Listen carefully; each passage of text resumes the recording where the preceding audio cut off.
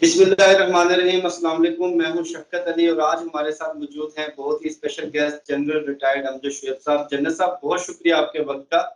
Sir, सबसे पहले ये बताइएगा, जो पंजाब में तब्दीली की खबरें चल रही हैं, सर ये तहरीक इंसाफ की हुकूमत इस नहज तक क्यों पहुंची कि सियासी हलकों के अंदर पंजाब में डायरेक्ट वज़ीर आला की तब्दीली की बातें शुरू हो गई? बिस्मिल्लाहिर्रहमानिर्रहीम। देखिए, जो उस्मान बुज़दार का मसला है, ये कोई अच्छी चॉइस, बहुत अच्छी चॉइस नहीं थी। एक नया आदमी जिसको तजर्बा भी ज़्यादा नहीं है, और फिर वो भी नया आदमी जो एक बैकवर्ड इलाके से है, वरना उसके अपने कोई सियासी ताल्लुकात वगैरह दाएँ-बाएँ होते हैं जिससे सपोर्ट मिलती है, वो भी नहीं थे। लेकिन मेरा अपना अंदाज़ा है कि इमरान खान के लिए ये एक मजबूरी थी, एक ऐसे शख्स को बनाना। एक तो मोस्ट प्रोबेबली इसको शौकत तरीन की हमायत थी, और दूसरी तरफ ये मसला था कि बहुत सारे लोग पंजाब की चीफ मिनिस्टरशिप के लिए उम्मीदवार थे, जिनके नाम हम सुनते रहे। कुछ 4 एक नाम, एक मियां असलम है, शाह महमूद कुरैशी की बात आती रही है। फिर आपने देखा कि अलीम खान भी रहे हैं इसमें दौड़ में, फिर चौधरी परवेज इलाही का नाम आता। ये बड़ा मुश्किल मामला हो जाता है जहां इतने सारे उम्मीदवार हों, तो आप किसको मुतमईन करें। अगर किसी एक को इनमें से लगा देते हैं तो बाकियों का फिर मसला बन जाता है। बाकी जो है वो फिर आपको पता है हमारी सियासत का, वो फिर साजिशों का काम शुरू कर देते हैं कि जी हमें क्यों नहीं बनाया। तो एक ऐसा आदमी बना देने से ये था कि बाकी सारे लोग जो पावरफुल ग्रुप कहलाते हैं, उसमें अलीम खान हो, उनको ये शाह महमूद कुरैशी हो, इन लोगों को आसानी हो जाती है कि कमजोर वजीर आला ऊपर हो तो सारे अपना काम निकलवा लेते हैं। लिहाजा सारे मुतमईन थे, उस पर किसी ने फिर शोर नहीं मचाया। लेकिन वक्तन फवक्तन अगर कोई वजीर आला को बदलने की बात आए तो फिर सारे कूद पड़ते हैं, क्योंकि उम्मीदवार तो 4 एक मौजूद हैं आपके पास। तो इस वजह से ये बनाया भी इसी वजह से गया, और उसका फैसला जो है वो उस लिहाज से अच्छा नहीं, क्योंकि पंजाब एक बड़ा सूबा है और वहां पे आपको एक मजबूत वजीर आला चाहिए जो डिलीवर कर सके, जो तजर्बा हो, जिसको। पाकिस्तान की 21 करोड़ आबादी से 10-11 करोड़ तो लोग इस सूबे में हैं। तो आधा पाकिस्तान समझ लो ये है। लिहाजा यहाँ बड़ा मोहतात रहना चाहिए था। लेकिन मेरा अपना अंदाजा है कि इमरान खान ने ये सोचा होगा कि खुद मैं कुछ सुपरविजन कर लूंगा, कोई अच्छा मजबूत चीफ सेक्रेटरी दे दूंगा, अच्छा आईजी पुलिस दे देंगे, तो इन हालात में बुजदार अगर एक कमजोर वजीर आला है तो वो काम चलाता रहेगा और बाकी लोगों के भी मुंह बंद रहे। तो ये पॉलिसी मेरा ख्याल है आज भी चल रही है। मुझे फौरी तौर पे कोई तब्दीली होती नजर नहीं आ रही। मेरा नहीं ख्याल कि चीफ मिनिस्टर जो है वो फौरी तौर पे कोई तब्दील किया जाएगा। हाँ, अलबत्ता कल को कुछ सूरत हाल में तब्दीली आती है, जैसे आप देख रहे हैं कि जहांगीर तरीन तो बाहर निकल गए इस खेल में से। वो तो पहले भी आप कह लीजिए कि वो नाहल थे, लेकिन बहरहाल पीछे बैठ के डोरियां हिला रहे थे। तो अब वो इंग्लैंड चले गए हैं। अगर वापस आते हैं, कोई ये चीनी वाले कमीशन का कोई नतीजा निकलता है, कोई उसमें उनको नुकसान पहुंचता है, तो वो तो मेरा ख्याल है अब मुखालिफ कैंप में शायद जाके खेलना शुरू कर दें। लिहाजा उनके चहेते जो थे वो तो शायद अब निकल जाएं, और बुजदार वगैरह अगर हटाना भी हुआ तो हटाने के लिए कोई इतनी शायद प्रॉब्लम ना आए। लेकिन फिर इनमें तीनों में इंतखाब का मसला आएगा कि ये जो 3 बड़े हैं, अलीम खान है या परवेज इलाही हैं या शाह महमूद कुरैशी वगैरह, इनको कैसे करें। अब इनमें भी कनेक्टेड मसले हैं कि शाह महमूद कुरैशी जो कि एक अच्छा तजर्बाकार सियासतदान है, सियासी खानदान है, ताल्लुकात भी अच्छे हैं लोगों से, और पुराना सियासतदान है। तो उसको अगर आप लगाएं तो फिर फॉरेन मिनिस्टर कौन होगा, फॉरेन मिनिस्टर का भी मसला है इस वक्त। वो भी इनके पास सब आदमी नहीं है। ले दे के चॉइस आती है, और वो है फिर शीरी मदारी। और शीरी मजारी जो है वो बहुत प्रेजेंटेबल नहीं है। उनका नेचुरली एक अपना एज के लिहाज से मसला है, वो इतनी मनूवरेबिलिटी नहीं है कि कई कई मुल्कों में फिरें, भाग दौड़ करें। वो शायद उनके लिए मुमकिन ना हो, वरना तो वो अच्छी पढ़ी लिखी खातून है। तो इस तरह के इश्यूज हैं कि आप एक आदमी को बदले, आगे से कई और किस्से खुल जाते हैं। तो इसलिए मेरा ख्याल है कि एक महफूज रास्ता इमरान खान ने रखा, वो चलेगा फिलहाल तो। और ये तब्दीली जैसे भी बहुत बातचीत हो रही है इस पे, फौरी तौर पे मेरे ख्याल में तब्दीली नहीं। अच्छा सर, ये पीआईए के पायलट्स की जेली डिग्रियों का मामला पार्लियामेंट में उठाया गया चौधरी सरवर साहब की तरफ से, उसके बाद से पूरी दुनिया की एयरलाइंस ने पीआईए पर पाबंदी लगाई।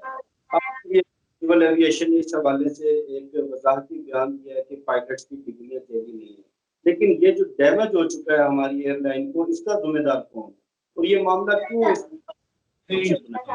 सारे पायलट्स की डिग्रीज की बात नहीं उन्होंने की।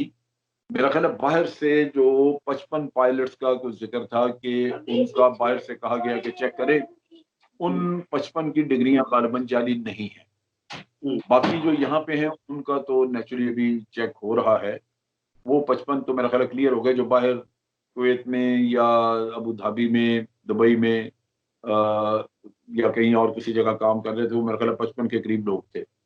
लेकिन नुकसान हुआ है, ये आपकी बात दुरुस्त है कि जब आपने पब्लिकली कह दिया कि जनाब 260 पायलट्स या 262 पायलट्स ऐसे हैं जिनके पास जारी है, तो वो तो पूरी दुनिया में एक दम को राम मच गया कि ये क्या। हालांकि जारी पायलट जो हैं वो इंडिया में भी बेशुमार हैं और भी शायद मुल्कों में हो, क्योंकि जो जहाज उड़ाना जानते हैं वो तो ठीक है कि वो एक इसी तरह जैसे कार चलाना कोई आदमी सीख लेता है, ड्राइवर की तौर पे बड़ा अच्छा ड्राइवर बन जाता है। लेकिन अगर कार खराब हो जाए, कहीं रुक जाए, तो वो उसको पता नहीं होता कि मैंने इसका क्या करना है। कार का सिस्टम, टेक्नोलॉजी, ये चीजें जैसे जैसे वक्त के साथ बड़ी जबरदस्त टेक्नोलॉजी आ रही है, इसके लिए इल्म चाहिए, तालीम चाहिए। वो आपने इम्तहान अगर पास नहीं किए तो कोई मुसीबत पड़ जाए तो फिर आप जानते नहीं कि आपको क्या करना है। तो इस वजह से बहुत सारे मुल्कों में ऐसे पायलट्स मौजूद हैं जो हवाई जहाज तो बड़ा ठीक उड़ा लेते हैं, लेकिन कोई मसला आ जाए अगर, तो वो उनको पता नहीं होगा, क्योंकि वो भी जारी हैं, इंडिया में बड़े जारी हैं और कई जगहों पे। तो इस लिहाज से कोई भी मुल्क अपना इस तरह चर्चा नहीं करता जिस तरह गुलाम सरवर साहब ने तकरीर में किया। वो एक बड़ा, एक आप कह लीजिए कि एक खुदकुश हमला था जो आपने पीआईए पे दिया, और अब हर जगह से पीआईए को बैन किया जा रहा है कि जनाब इनके पायलट जारी हैं, तो ये ना हो कि हमारे लिए कोई मसला बन जाए, इधर आके कोई एक्सीडेंट हो जाए, कुछ हो, तो वो आपको आने नहीं दे रहे। अब ये पीआईए को वक्त लगेगा अपने आप को बहाल करने में, और बड़ी मेहनत करनी पड़ेगी, दुनिया को बताना पड़ेगा कि आपका सिस्टम जो है वो अब काबिल एतमाद सिस्टम है, यहाँ लाइसेंस ऐसे नहीं दिए जाते। आज तो दुनिया को शकूक व शुबहात होंगे आपके सिस्टम पे कि भाई पाकिस्तान में तो ऐसा सिस्टम, जो कोई चाहे पैसे लगाए और अपने लिए पायलट का लाइसेंस ले। ये वो चीजें हैं जो बड़ी खतरनाक है, ऐसे करना नहीं चाहिए था, लेकिन उन्होंने पार्लियामेंट में इस तरह ऐलान करके, उसको पब्लिक करके पूरी दुनिया में कोहराम मचा दिया और पीआईए के लिए मसला बन। अच्छा सर, कल पीपल्स पार्टी की लीडरशिप की जानिब से एक बयान सामने आया कि एहसानुल्लाह एहसान ने एक ट्वीट के अंदर बिलावल भुट्टो को धमकी दी है, और पीपल्स पार्टी की क़यादत ने मुतालबा किया कि एहसानुल्लाह एहसान के फरार पर भी एक जीआईटी बननी चाहिए। इस हवाले से सर आप क्या कहेंगे? देखिए जी, पहली बात तो यह है कि बिलावल भुट्टो को उसने धमकी क्यों देनी। एहसानुल्लाह एहसान जो है वो तो भागा हुआ है, वो अब दहशतगर्दी तो कर ही नहीं सकता। उसकी वजह यह है कि तालिबान के साथ साथ तालिबान को छोड़ के वो पाकिस्तान में आ गया। यहाँ इससे कोई उन्होंने वादे वईद किए थे नहीं पूरे, भैया कुछ हुआ तो वो यहाँ से भाग गया। अब तो वो छुपता छुपाता फिर किसी तीसरे मुल्क में या चौथे मुल्क में कहीं जाके बैठा है। तो वो धमकी दे तब अगर उसके नीचे कोई ऐसा ग्रोह मौजूद हो, जिस तरह के तालिबान है, या कोई ऐसा ग्रोह मौजूद हो जिससे वो टेररिज्म करवाता हो, तो फिर तो बात समझ आती है कि जी तो वाकया करा देगा। तो ये पीपल्स पार्टी को चाहिए, मेरा ख्याल है कि ये ऐसे ड्रामा है किसी ने क्रिएट किया। बिलावल को किस बात की धमकी देनी है? बिलावल कौन सा खतरा है किसी के लिए, या बिलावल कौन सी दहशतगर्दी कर रहा है? तो मेरा ख्याल है बिलावल जरदारी वाला ऐसे ड्रामा क्रिएट किसी ने किया, इस पर तवज्जो खास नहीं देनी चाहिए। और जीआईटी बनानी है या नहीं बनानी, है हुकूमत की अपनी जवाबदीद है, वो बनाएं अगर इसमें कोई उनको नजर आती है अच्छी चीज। वरना जो कुछ भी हुआ उसमें आर्मी ने तो अपनी इंक्वायरी की होगी, आर्मी के पास तो सारा कुछ मौजूद होगा, क्योंकि आर्मी का तो तरीकाकार यही है कि हर वाक़े की, हर चीज की वो इंक्वायरी फौरन करते हैं और वो मौजूद होती। अच्छा सर, इसलिए मैं इसको बहुत अहमियत नहीं दूंगा इसके। जी सर, एक और बहस चल रही है कि सिविल इंस्टीट्यूट्स के अंदर आर्मी का बढ़ता हुआ किरदार। फवाद चौधरी साहब ने भी गुज़श्ता माह एक इंटरव्यू दिया, सियासी हलकों में बड़ा चर्चा रहा उसका। तो सर ये जो पाकिस्तान आर्मी का और मिलिट्री का जो सिविल इदारों के अंदर बढ़ता हुआ असर और रसूख है, इसमें कितनी हकीकत है? क्या ऐसा होना चाहिए? देखिए, असर रसूख ज्यादा नहीं है, लेकिन ये पूरी दुनिया में होता है। रिटायर्ड लोग हैं, जब आपको अवेलेबल होते हैं तो आप उनको इस्तेमाल करते हैं उनकी एक्सपर्टीज, उनकी महारत के मुताबिक। हम्म।